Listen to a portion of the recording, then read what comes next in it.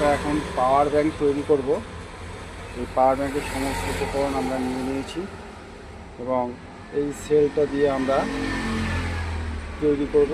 তা হচ্ছে ডিম্যাকের original sell 2600 mAh-এর একটা সেল, 5টা সেল দিয়ে আমরা এই পাওয়ার ব্যাংকটা তৈরি করব।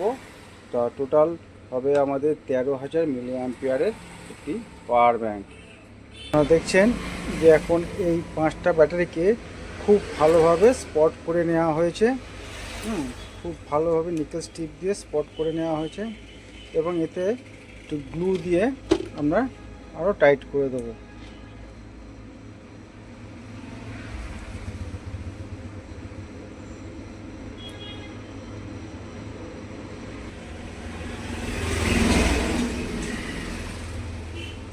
আমরা গ্লু দিয়ে দিয়েছি।